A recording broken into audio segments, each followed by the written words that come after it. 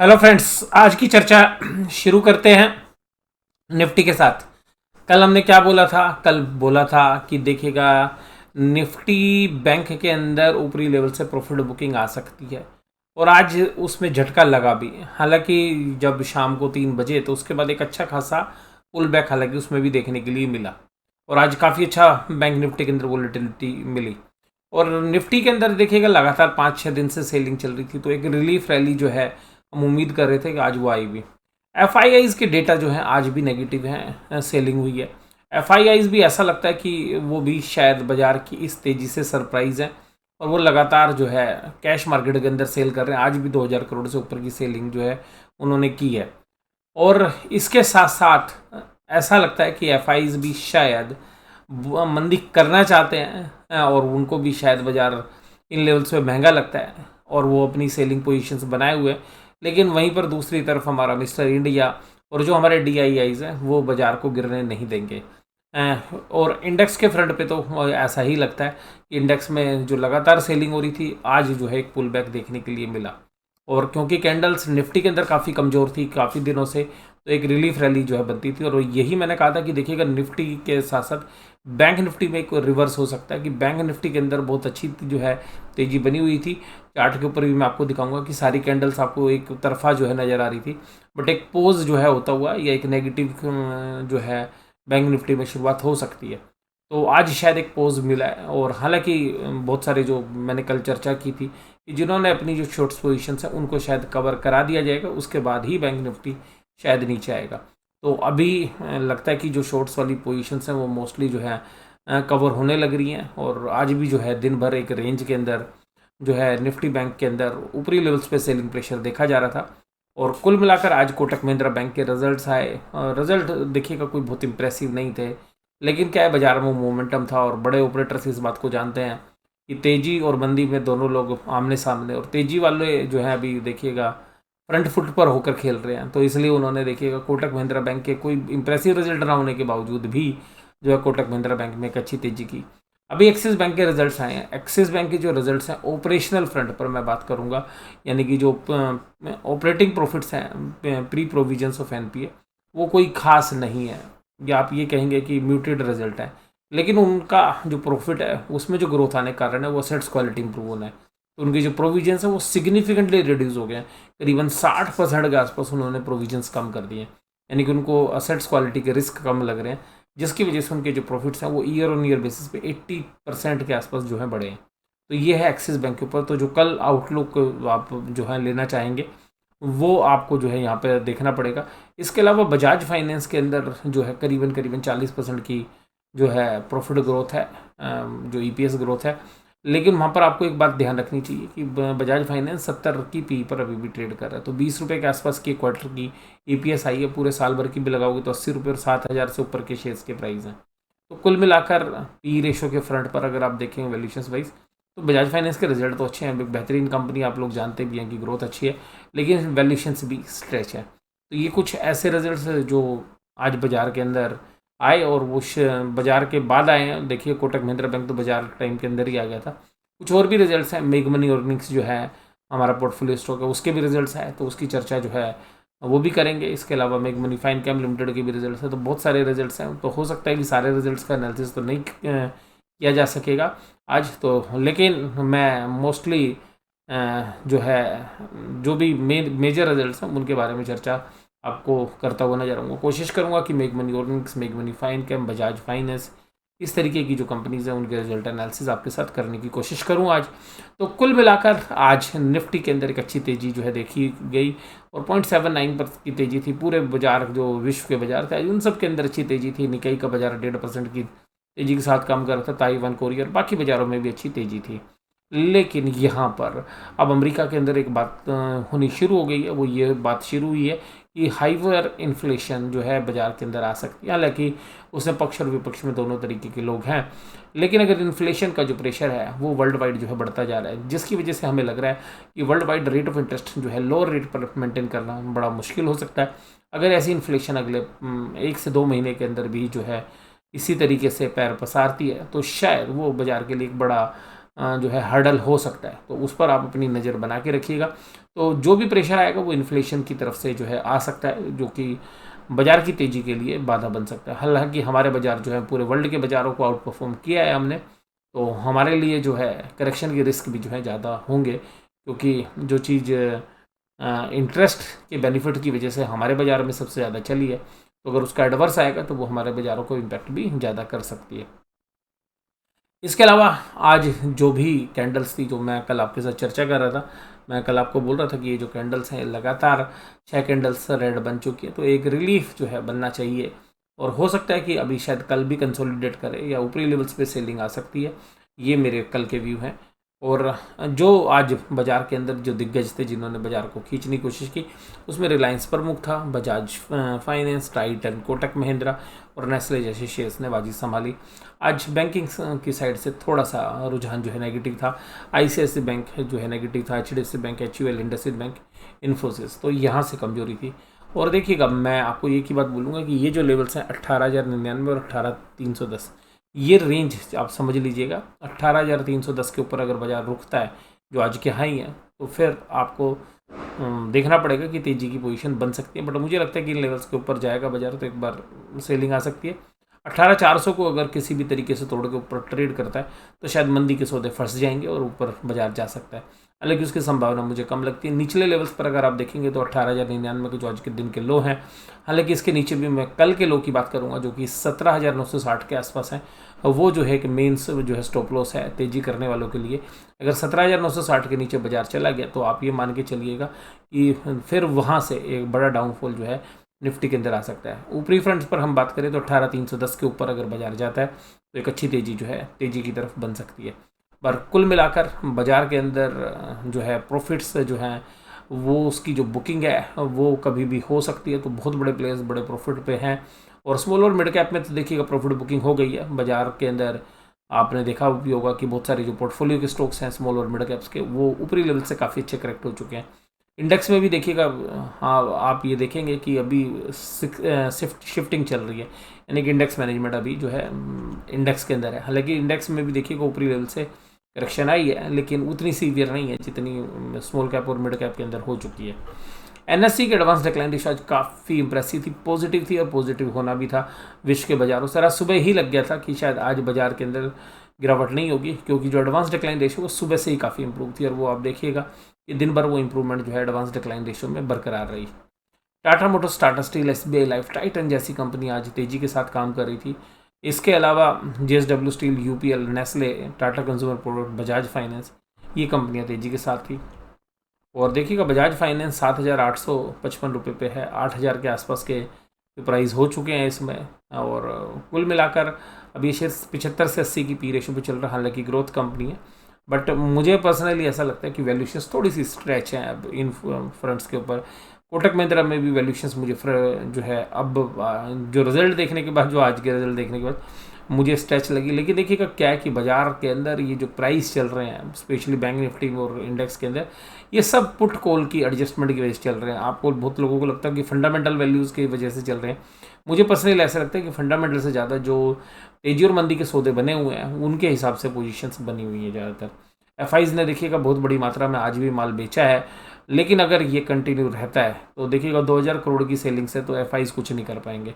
अगर ये सेलिंग 6,000 करोड़ या 8,000 करोड़ के आसपास की कैश मार्केट में बनती है, तभी देखिएगा बाजार को आप नीचे देख सकते हैं। तो वो आपको चार्ट पे दिख जाएगा कि अगर सेलिंग प्रेशर बाजार में आपको नज़र आए तो उस समय पर आपको थोड़ा सा अपने स्टॉप लॉस का ध्यान रखना है। हालांकि देखिएगा अभी तक मुझे ऐसा लग रहा है कि जो FIs हैं शायद उनको भी जो है हमारे बड़े प्लेयर्स हैं उन्होंने ट्रैप कर रखा है, क्योंकि उनकी इतनी बड़ी सेलिंग्स भी जो बाजार में बड़े आराम से ऑब्जर्व होने लग रही है।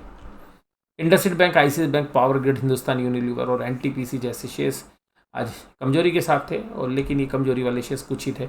निफ्टी बैंक देखिएगा, निफ्टी बैंक तो आज काफ़ी समय तक रेड के अंदर रहा, तो करीबन मैंने आपको बोला था कि 10 बजे के आसपास जो है करेक्शन आ सकती है निफ्टी बैंक के अंदर, वो आई भी और वो काफ़ी देर तक चली भी, लेकिन फिर पुल बैक किया 12 बजे के बाद, फिर दोबारा से बाजार नीचे आए, फिर देखिएगा प्लस और माइनस में झूलते रहे दिन भर के दौरान। लेकिन 3 बजे के आसपास जो है फिर बाजार एक बार फिर नीचे आया, और कुल मिलाकर 3:10 के बाद एक अच्छा पिकअप जो है बाजार ने ली, और फाइनली 41,238 पर जो है पॉजिटिव क्लोजिंग हुई हालांकि केवल 45 पॉइंट की ही तेजी थी। कैंडल आज भी ग्रीन थी, लेकिन आप देखिएगा जो मैं कल बोल रहा था कि ये जो है, अब देखिएगा यहाँ पे म्यूट किया, तो या तो ये ऊपर जाएगा, पर मुझे ऐसा लगता है कि अभी बराबरी पर मामला चलेगा। यहाँ पे बैंक निफ्टी में भी कंसोलिडेशन होगा, और हो सकता है कि कंसोलिडेशन के साथ साथ यहाँ पर क्योंकि एक्सपायरी के दिन है, तो ऊपरी लेवल्स पर अगर बहुत हैवी सेलिंग हुई, क्योंकि छोटी मोटी सेलिंग से तो कुछ होगा नहीं, क्योंकि अगर बहुत बड़ी हैवी सेलिंग हुई तो ही बैंक निफ्टी में आप मान के चलिएगा कि 40,800 के नीचे अगर बाजार 1 घंटे काम करता है तो ही आप मंदी समझिएगा। ऊपरी लेवल्स पर देखिएगा एक रेजिस्टेंस जो कल क्योंकि 41,800 के आसपास एक हाई लगाए थे, तो इन रेंज के ऊपर जो है लोग निकलना चाहेंगे। तो कुल मिलाकर यहाँ पर इन चीज़ों के ऊपर जो है आपको ध्यान रखना पड़ेगा। इसके अलावा देखिए Kotak Mahindra bank, SBI, IDFC first bank, यही स्मॉल फाइनेंस बैंक की तेजी के साथ है। सारे छोटे मझोले बैंकों को पकड़ा हुआ था कि इंडेक्स को, क्योंकि जो बड़े शेयर्स आज वो प्रॉफिट बुकिंग होनी थी, क्योंकि कल सब में तेजी थी, तो आज देखो उनमें थोड़ा सा रिलीफ आना था, तो इस वजह से आज देखिएगा सारे जितने भी मझोले शेयर्स थे अदर देन बंधन बैंक, सब के अंदर तेजी थी, और आज 5-5, 7-7% चले हुए थे। चाहे RBL की बात करें, IDFC फर्स्ट बैंक की बात करें, तो बैंक इस तरीके से पॉजिटिव रुझान के साथ काम कर रहे थे। तो RBL बैंक देखिएगा 2% चला, IDFC फर्स्ट बैंक 7% चला, AU स्मॉल फाइनेंस बैंक 4% चला। तो छोटे मझोले बैंक जो है तेजी के साथ काम कर रहे थे। इंडसइंड बैंक में हालांकि आज एक प्रॉफिट बुकिंग आई, देखिएगा 340 करोड़ रुपए की इंडेक्स के अंदर FIs ने जो है सेलिंग की है 150 करोड़ की स्टॉक में। ये तो ज़्यादा मायने रखती नहीं है, लेकिन मायने रखती है ये फिगर्स। ये देखिएगा 2368 करोड़ की जो सेलिंग है वो कैश में की है, लेकिन भाई साहब DIs ने 1385 करोड़ का खरीदा है। तो अगर ये सेलिंग कल भी चलती है, क्योंकि FIs का पता नहीं होता है ऑप्शंस के ट्रेड कहाँ पे बने हुए हैं, लेकिन अगर सेलिंग कल भी रहती है तो इतनी सेलिंग तो देखिएगा बाजार ऑब्जर्व कर लेगा। 2-3 हज़ार करोड़ की सेलिंग तो बाजार के लिए कुछ भी नहीं है। हालांकि सेलिंग अगर 6-7 हज़ार करोड़ या 8 हज़ार करोड़ के आसपास बनती है तभी देखिएगा बाजार में पेन आ सकता है। हालांकि बाजार एक तरफा चला है, तो हो सकता है कि FIs लास्ट के 2 दिन जो बचे हुए हैं इनमें एक बड़ा गेम खेल सकते हैं। इसके अलावा पुट कॉल रेशो देखिएगा बैंक निफ्टी में तो देखिएगा अभी भी ऐसी पोजीशन नहीं है कि निफ्टी ओवरबोट है, क्योंकि निफ्टी के अंदर पुट कॉल रेशो 0.8 पे है। बैंक निफ्टी देखिएगा 1 से ऊपर जब होता है तो थोड़ी सी प्रॉफिट बुकिंग आ जाती है, तो हो सकता है कि बैंक निफ्टी के अंदर ऊपरी लेवल्स पे सेलिंग प्रेशर आपको देखने के लिए मिले। लेकिन ये ध्यान रखिएगा अगर कोई भी हैवी वॉल्यूम्स के साथ अगर ट्रेड होते हैं किसी भी साइड, तो ऊपर की साइड तो देखिएगा अब हैवी वॉल्यूम्स के साथ भी सेलिंग आ सकती है, लेकिन अगर इन लेवल्स पर सेलिंग शुरू होती है तो आपको विशेष सावधानी रखनी है। हालांकि अभी मोमेंटम पॉजिटिव है, आज जिस तरीके से पुल बैक लिया, लेकिन जो 5 या 6 कैंडल निफ्टी के अंदर वीक थी, हो सकता है कि वो प्लेयर्स जिन्होंने मंदी बनाई हुई है वो लास्ट के 2 दिन के अंदर एक बहुत बड़ा मूव किसी भी साइड पर करने का दम रखते हैं। ऊपर की साइड जो है बड़ा मूव तो नहीं, एक सस्टेनेबल मूव आ सकता है, लेकिन बड़ा मूव अगर आप देखेंगे तो नीचे की तरफ आ सकता है, लेकिन नीचे की तरफ तभी आता है जब सबकी शॉर्ट कवरिंग हो चुकी हो। और मुझे ऐसा लगता है कि जो कल के दिन आधे दिन बाजार को ऊपर खींचा गया स्पेशली बैंक निफ्टी को, उसके बाद जो है लोगों की शॉर्ट कवरिंग कराई गई बैंक निफ्टी में। आज भी एक रेंज में रहा, तो शायद हमें लगता है कि बहुत सारी शॉर्ट कवरिंग आज भी हो गई होगी, और लास्ट में जिस तरीके से बाजार चला 15 से 20 मिनट लास्ट में, तो बहुत सारे लोग टेंशन में आ गए होंगे, चलिए जी शॉर्ट्स को ख़त्म करके ही अपना पीछे जुड़ाएं। तो मोस्टली जो शॉर्ट्स हैं वो शायद कवर हो गए, तो ऊपरी लेवल्स पर नई बाइंग आएगी तो ही बाजार सस्टेन करेगा, अदरवाइज जो बायर्स हैं वो प्रॉफिट बुक कर सकते हैं, जिसकी वजह से मुझे लगता है कि निफ्टी के मुकाबले में बैंक निफ्टी में अब देखिए, मैं अभी तक बोल रहा था कि निफ्टी बहुत तेज है पिछले जितने भी एनालिसिस थे, लेकिन कल से मैंने क्या बोला है कि निफ्टी बैंक अब चल चुका है। अब शायद निफ्टी बैंक आउट परफॉर्म नहीं करेगा निफ्टी को, जैसे पीछे करता रहा। अब शायद निफ्टी अपने आप को सस्टेन करे, और अगर निफ्टी गिरेगा तो उसमें अब जो है मेन योगदान जो है फाइनेंशियल्स का या बैंकिंग का हो सकता है, और बैंकिंग और फाइनेंशियल्स के मोस्टली रिजल्ट्स आ चुके हैं।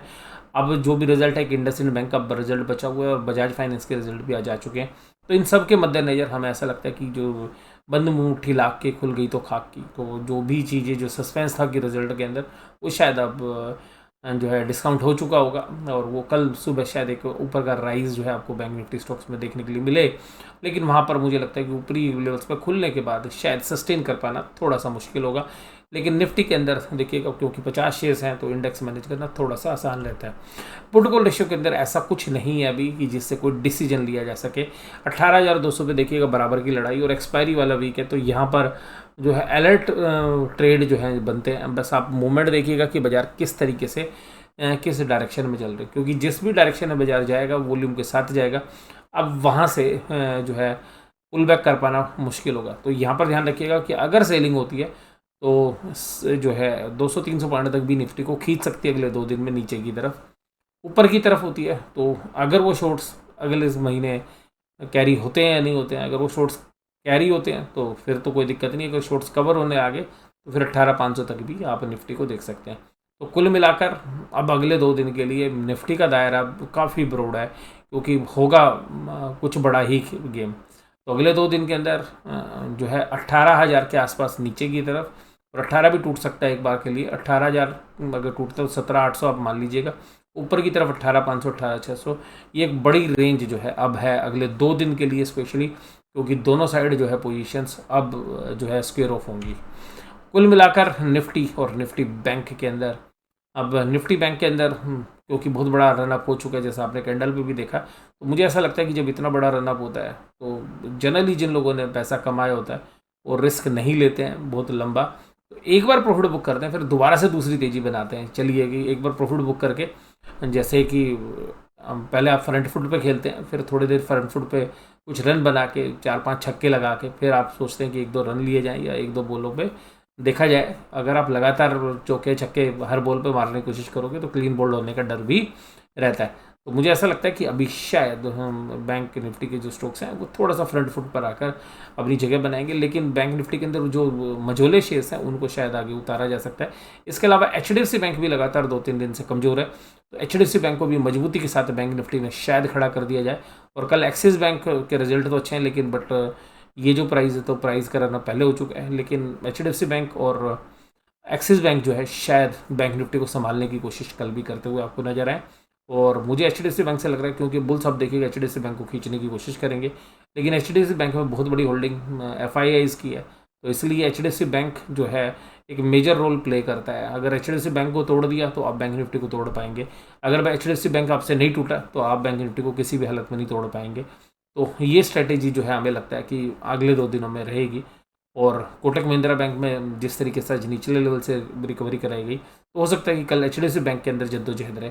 लेकिन ध्यान रखिएगा अगर HDFC बैंक में कभी भी आपको बड़े वॉल्यूम्स नज़र आ जाए, क्योंकि नॉर्मली 8 से 9 मिलियन का जो है वॉल्यूम होता है HDFC बैंक में, नंबर ऑफ शेयर्स के मामले में बात करें NSE के अंदर, अगर ये वॉल्यूम्स बढ़ता हुआ नजर आए और फिर शेयर एक तरफ चलने लगे तो आप ये मान के चलिएगा कि HDFC बैंक जिधर डायरेक्शन लेगा शायद उधर ही बैंक निफ्टी डायरेक्शन ले। और ये रीज़न मैं आपको इसलिए बता रहा हूँ क्योंकि निफ्टी बैंक के साथ साथ HDFC लिमिटेड का इंडेक्स में भी बहुत बड़ा जो है रोल है, तो इस बात को नज़रअंदाज नहीं कर सकते। ये सारा एनालिसिस जो है मैं यहीं पे आज समाप्त करता हूँ। ये एनालिसिस आपको कैसा लगा जरूर से जरूर मुझे कमेंट बॉक्स में बताइएगा। वीडियो देखने के लिए धन्यवाद। Thank you very much.